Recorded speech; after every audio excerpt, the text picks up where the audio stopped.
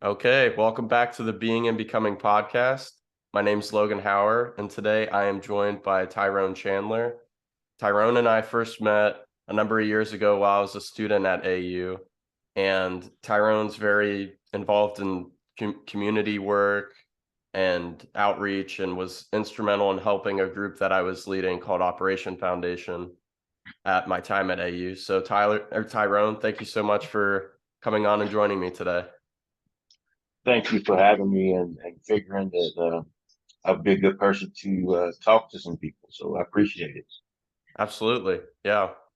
And if you don't mind, maybe just kind of as a starting point for us, you could let us know, you know, how what got you involved originally and kind of like getting involved in your community and was there any church that you're a part of that kind of helped you get started, or what was your original motivation? So I grew up in a community in Indiana, Indianapolis in particular, maybe about 40, 50 miles away from Anderson. And so, but as a kid, my community had always been involved in community initiatives. And so there was a lady that was like the community director for as it relates to volunteers. Lillian Davis was her name. And so her son and I were best friends. And so I was at their house all the time. And she was so involved in community. We were involved. And so even at an early age of 7, 8 years old, was helping with voter registration, doing neighborhood cleanups, really involved in our community. And so that's kind of what led to my life of being definitely involved in community. So I've been involved in community and for over 50 years within the community in which I live in, and continue to do that, and had an opportunity to meet you working at an organization, Dove Harbor in Anderson, and you doing community service and bringing people together from the university, which really was a help to us. And so here we are now. You're doing some things, and we're sharing information about that. And so, yeah, and you mentioned the fact about a church. Yep, but church was a huge part of it. Even to this day, I'm heavily involved in my church and been involved. And so I think church and God's guidance is what really led us from a child to even up to now in community work. So, Wow. That's so cool that you've been involved now for 50 years in the community. And I asked this question to Kim Townsend as well, who we had on the show on our last season. But how have you seen in your time kind of working in the community and whatnot, how have you seen the needs change, or the volunteers? Does that kind of ebb and flow as far as people interested in community work? I think that the need is huge. It speaks in the Bible that the harvest is plenty, but the vineyard is few, and so it requires all the time more people coming in and that type of thing. But I think the church plays a huge role in it, as well as the community and schools, because if they can get young people involved at an early age, I think the likelihood of them doing things within the community is has great benefits to that particular community and or communities in which they relocate in. And so I know now that you're in Fort Wayne, or is it Fort Wayne where you at? Yes, Fort So Wayne you, just so you, moved. you so you there, and all those skills and stuff that you acquired over in Anderson and at the university are transferable into the community that you're in. I think you said you're recently married, and so then there's another volunteer, because if you're volunteering, then your spouse is going to be volunteering with you as well. And as you have kids, they're going to be following along on that path. So I think that the path that you're on should be mirrored by a number of people within communities to continue to have the need to be the eyes and the ears and the arms of God. So Yeah, it's funny that you bring up the service community in Fort Wayne, because my company actually recently did a project through Neighborhood Link, if you've heard of them. yep, they do stuff in my community for Okay, years. cool. Yep. Okay. Yeah, we had a really good experience working with them.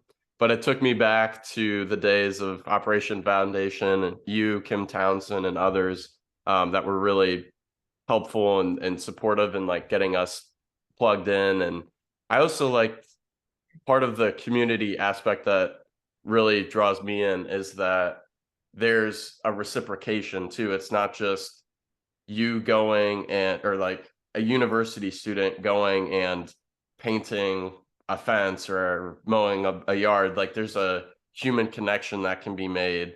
And I think that kind of both parties ultimately ideally get something out of it. Because the lady whose house we painted for this project I did through work ended up being very nice and hospitable. And I mean, she wanted her house painted, but she also wanted to like talk and connect. And um, she was like an older lady, but yeah, that was when I reached out to you, was doing that project. It made me think back of, I think we had a group come out and paint part of Dove Harbor and Yeah, whatnot. So I was yeah. like, I gotta see how Tyrone's doing and whatnot. It's been a while, but yeah, no. But it's So glad to know that, how we met and then was able to help in the community, thus helping the organization that I was representing at the time, getting some experience for yourself, and then graduating and going, being successful and relocating there in Fort Wayne. And then the company has community service projects, and you have been there and done that, and share with others that are new in doing this, your colleagues at work, and showing that, what good this does in communities. And it's definitely needed. And I don't know how much you all realize the work that you do coming into those communities where those people, they really need that stuff. And then it's also particular when they represent God, and by whatever name that people may call him, it's God. And so because a lot of times people in communities that need that kind of help, they haven't really seen the loving arms of God in mm, people. And so you guys, and come from that environment, exude those skills that people really need to see to help their belief in God. yeah, that's powerful. Um, and I think as well, it can be a little maybe intimidating at first if you're maybe a listener of this show and you're thinking about community work or effort, but it's difficult to get plugged in or to get started. Um, but was there any resources or recommendations that you would have, Tyrone, for say a listener to this show that wants to get involved but maybe doesn't know how to take that first step, but as you're saying, loves God, loves people, wants to be an agent for change or etc. He'll make a way. He'll put people in your path that you would never. What are the chances of you and I coming together when we first did, Yeah. and then even in a couple of years of separation, no contact at all, but a thought, a memory of it sparred back, what we were able to do. And then you got in contact with me. And so here we are. And so I just think that people need to make themselves available, volunteer, different settings. I mean, you never know what, but I think for me, and maybe you'll agree, that the volunteer experience, even though you help a lot of people, but it really helps you as well. And so Yeah, we definitely. learning from each other. And I mean, a lot of times I get more out of it in helping um, uh, what I would have thought. And so I think just getting started and then being able to do it and being able to answer the call that God sends through the Holy Spirit in our ear to do something about His people. And as you were mentioning before too, there are skills that are transferable. So while we were volunteering back in college, I might not have been the best painter, but I had to figure it out, like working the job or painting someone's house. I wanted to look good. So you kind of learn those skills and you fine tune it. And then now I was telling you that we've just bought a home in Fort Wayne. So I'm painting the rooms, I'm replacing the floors. Like, so some of those skills that you learn while you're volunteering, I think can transfer over to your personal life. and maybe it's not even like physical like that, but maybe it's something like one of the things we've talked about on the show as in this kind of like psychology realm is building trust with yourself. So instead of looking at a task and thinking that it's too large and then you just don't end up doing it, break it up into incremental steps, and in doing so kind of trust your own abilities to learn how to get something done.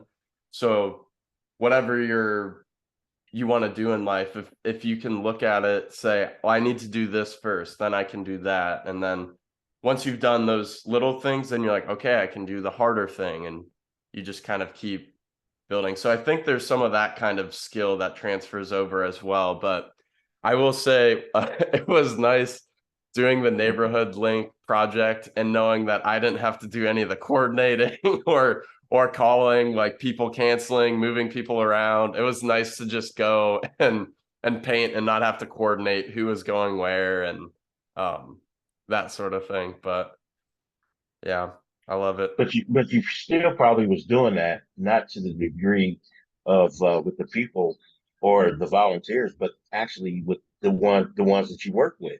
And so even though you may not have had a leadership role in getting the people to work together, but you were a person that knew what needed to happen and may have been able to lend a word or a helping hand as to making sure that the person that put the project together from your organization or from your job, have people in the right places and doing the right things. And, hey, what I did this and this outcome came, and maybe that's a suggestion, for us to, do the work that needs to be done through your organization, through your company in that That's particular for neighbor links. that's exactly right. Yeah, we did have a project leader or whatnot from our company that was kind of overseeing it. But yeah, I could kind of visualize, like you were saying, because I've done this so many times. Okay, we need this many people over here, just need a couple people here, and like kind of, and we actually we finished what we were supposed to do, I think an hour or an hour and a half early, and then we started working on other parts of the house. So but yeah, it's just it's fun, and the people that you meet while you're volunteering are so great, and anyone listening, I would encourage to get involved in some way, even if it's small. And those people can become lifetime friends, Yeah, you know, and building up your social network of people to go to when maybe in need of help or need of a listening ear, or some resources and those types of things. And so, I mean, that is really what makes it so unique. And then also the opportunity to indulge in diversity and meeting other people and different types of people and cultures and social and economic levels of people, and so which is very much needed. And in God's kingdom, that's what it looks like. It's not one particular group of people, one religion of people. It's all of God's people that make up a rainbow of things that happen for his name and for his sake. that's a good point. Yeah, you want to get out, and I've always been someone that I don't like having friends with the same kind of group of me. Like I like having friends that are from different backgrounds than me, and I still have friends from the city or Anderson, the city that I met out volunteering or whatnot, that I still keep in contact with or have calls with. And um like you said, you never know when you're going to need them, and or there's just some people that are just very unique, or you've never met someone like them and you just like being around them. There's one man um, that I met in Anderson whose name is Ed Horn, and he was that kind of person to me that I'm just like, I've never met anyone like you. I think you're super cool. And I would go over and maybe like do a small, like rake his leaves or something, but then he would like make me dinner, and like I don't know, there's like really cool relationships I think that can like come out of volunteering, or friendships that maybe you wouldn't have formed otherwise. So, but I would be remiss if I didn't mention your own not for profit that you've been running, Tyrone, and it is called um, Urban Youth Entrepreneur Academy. Is that right? That's right. We teach kids uh, technology, AI, robotics, um, coding, entrepreneurship, STEM. And the wonderful thing about all of that is everything has STEM in it. And just really getting these young people to see that they're already doing a lot of these things and showing it in a pattern of steps that how it takes place. And so we do a lot of basic engineering, problem solving, goal setting, project management, a lot of things that engineers and scientists and mathematicians and teachers do. And these kids are doing it, but they just didn't know it. And so we try to pull it out of them with small projects to take them into some higher level technology stuff that we do on Saturday mornings. We do underwater drones. They build drones out of PVC pipes and motors. They go underwater and find things. We teach them how to build and fly drones. We use a computer program that's a simulator that airline pilots use. That these kids get to go on there and learn how to fly and all those different types of things. And so the stuff is so fascinating. And so what it does is kids, I mean, it's definitely great for kids, but in particular, kids that may have some issues or some problems, when they start doing this stuff and learn that something that they thought that they could never do, they're able to do it. It just changes them, and they want to be in the lab, if you will, trying to create and put things together, and they really don't have a lot of time for the bad behavior that they was displaying, but because they're learning about themselves and things that they can do, and being able to become a productive person in society and in their community makes all the world. And to be able to expose young people to that is definitely a blessing, and it's something that does my heart good to know that we trying to leave our community in better shape than it was before we got there. I love that. How did you get started in that, or how did you learn about it or get involved? And The Like I was saying earlier, we I was involved in my community as a kid, and so you never know what the involvement may be when you're involved as a volunteer. You're there for one thing, and it ends up being that diversity of different things that other people do, of different ideas and all that kind of stuff. And so it plays a role in your decision making as to related to what you want to do. So even though I went to Purdue University to be an engineer, I didn't really like the engineering because at that time a lot of stuff was in office, inside, and those types of things, and I liked being outside. And so I got outside and started doing a lot of things. But in my job now, or my nonprofit, I coordinate engineering type people to do the work that we need to do with these kids. And so, and the thing of it is a lot of it is done from a volunteer basis or a smaller stipend basis.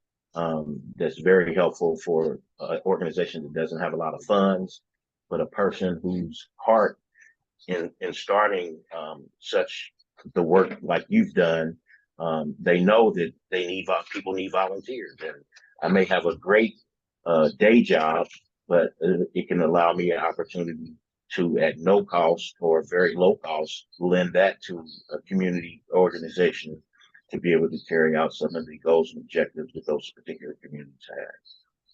really cool.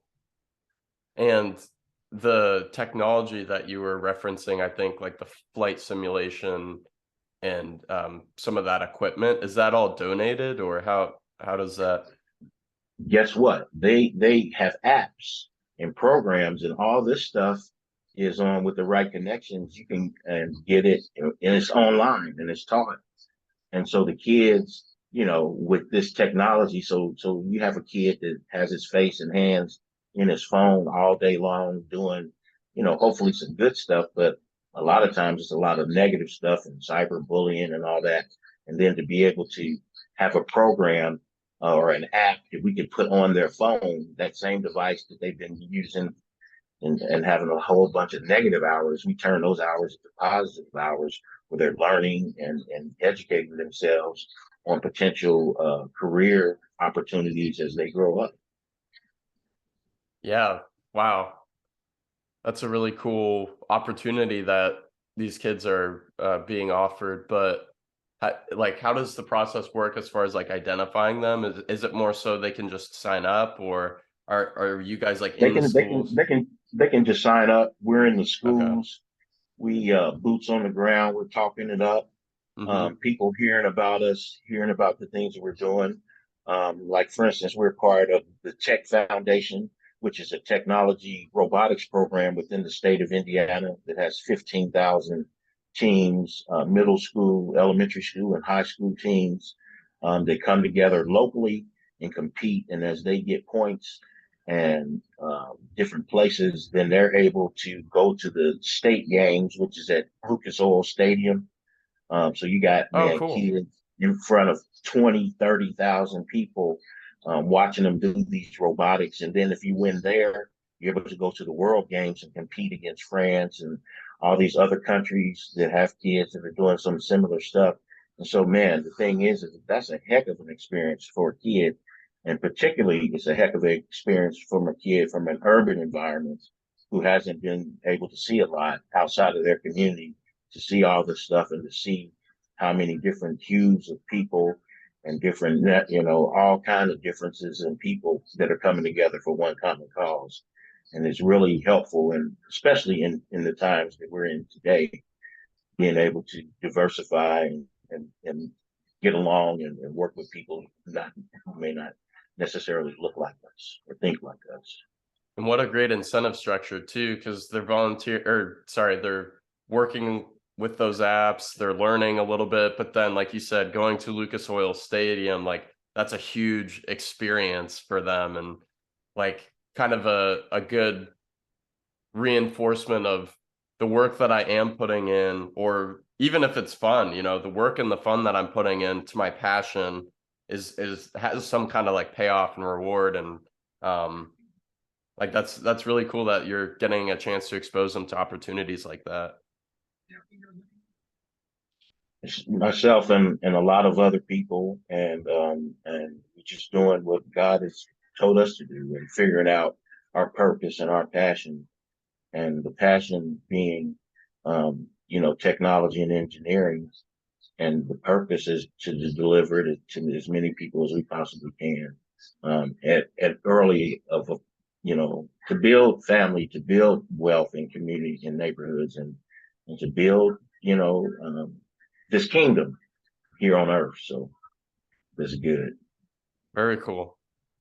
And I know you had this might take us a little off topic, but you had mentioned AI, and I'd be remiss if I didn't ask if you had any thoughts or opinions on that, especially with it being able to write so advanced and I think the premise of it all is it still takes a human, a real live human person, to put all that stuff, to tell it what to do.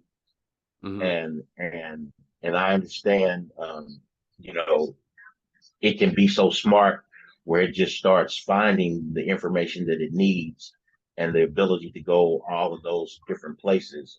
But I think for some of that way out there stuff that um, I I don't think that we're real close to that happening. I'm not saying that it may not happen, but um, I mean, even them trying to have or having cars that drive themselves, they're still having a lot of problems with that.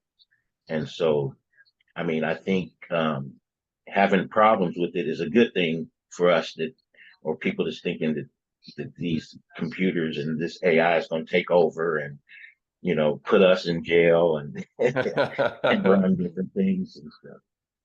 But Yeah. it's interesting, and it's and then there's and not taking things against the situation where the individuals went down in the submarine and to see the ship that was there, but even using AI to be able to do it. A human mistake was the fact that the pressure from space, which was their stuff that was based off of, was totally different than the pressure in water and salt Oh, being in there. And that's what caused it to implode, because of the pressure and the salt, and not doing enough research. We thought we had it, but evidently we didn't have it. So Yeah, so So I that room for error gives hope that, you know, not anytime soon that the robots will be taking control of us and doing those things. yeah, with the submarine story, that's interesting. I had heard bits and pieces about what might have happened, but it was just a simple scientific error? Yeah, Is yeah, that what it yeah, was? Okay. yeah. I mean, to and put it in layman's terms, that being simple, yeah, that's what it was. I mean, but even in the simplicity of it all, some simplicity of it all, they use the same kind of joysticks, if you or controllers for like a PS5 to do it. Yeah. But the thing, and so people may say, how, man, that's going underwater and millions of dollars and all this stuff. And you mean to tell me you use the controller from a Game Boy or whatever? But the thing is that device, the person was comfortable in being able to use that device. And so a lot of the stuff that we do, instead of having a remote control, we let the kids, we put in a program so that they can use their phone to do it, because Oh, they're okay. always on their phone. They're always on it, so they know how their phone works, or a controller that they used to, like the PlayStation controllers that they have, because they've been using them so much. So without Yeah. looking, they know where all the buttons are at and to do this and the reactions and stuff. And so why not have those same kind of reactions for some higher technology type stuff to be able to do? Yeah, that's a good point with the kids that you're working with as far as using apps that are already compatible with their phone, because they spend so much time on the phone anyways. It's like, why not redirect, what they were doing before? Maybe we don't know what they're doing on it, if it's good or bad for them, and then redirect that to something that's a little more positive or has better outcomes. That's cool.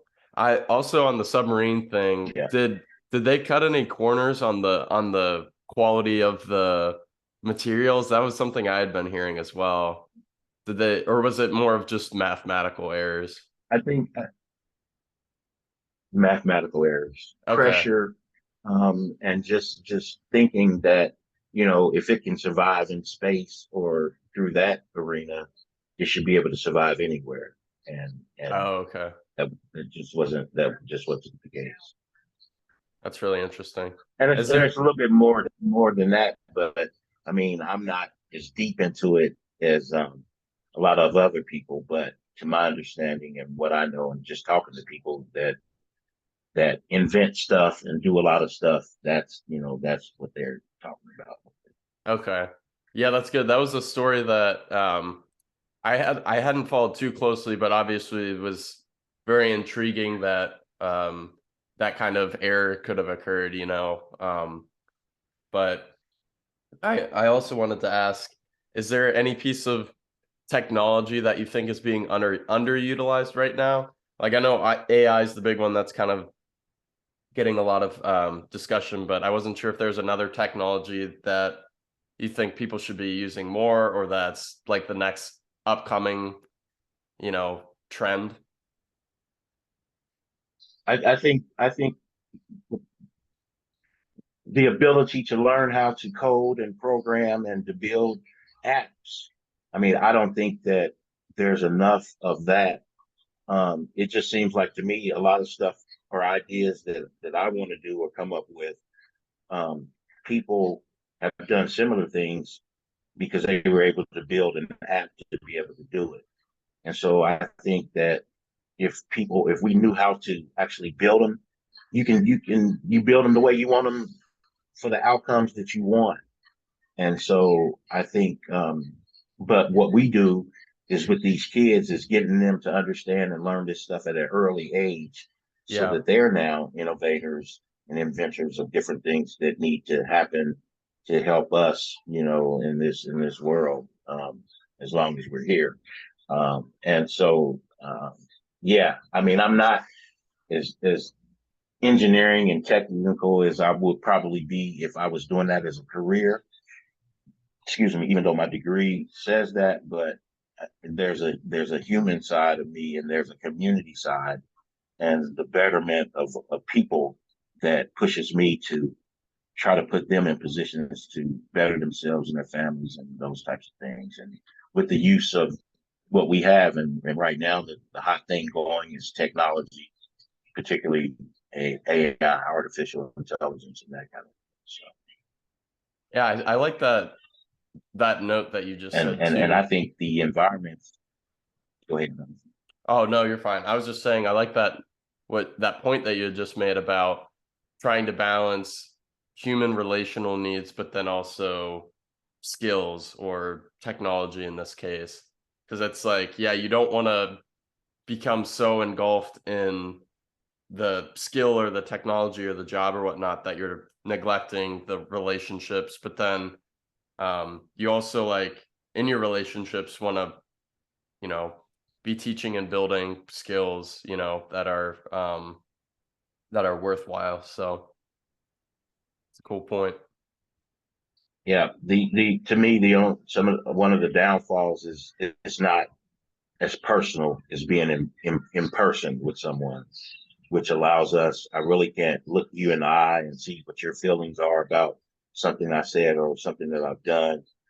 You know, I can hide a lot of stuff from it, but at the same time, I'm in Michigan, and you're in Fort Wayne, and we're able to talk to people all over. Whoever has tuned in, they could be in China or anywhere and get this information. And so I think that has been helpful and timely and cost saving, because if we couldn't meet this way, then we would have to try to meet in person, and then we would have to try to be. I'd have to try to get to you, which costs money, or vice versa. Right. And this show definitely does not make money. So but it's fun to do. Well, Tyrone, thank Very you. much needed. Yeah, Information. Yes, sir. thank you. Thank Well, you. Thank I just you yeah, I for thinking just of wanted me. yeah, thank you for coming on the show and for sharing some wisdom with us. And I hope that everyone has something they can take away about community involvement and your not for profit as well. Is there like a Facebook page that we could maybe link in the episode that they could check out? Yes, it's www.communityassetssllc.org is us. On Okay. Facebook, we're Urban Youth Entrepreneur Academy on Facebook. And Okay. then our nonprofit is Community Assets Inc., and that's on Facebook as well. Awesome. Well, I'd encourage anyone listening to check out what Tyrone's doing and try to support him in the community involvement. So thank you again so much, Tyrone, for coming on. It was a pleasure talking with you and catching up. Thank you, man.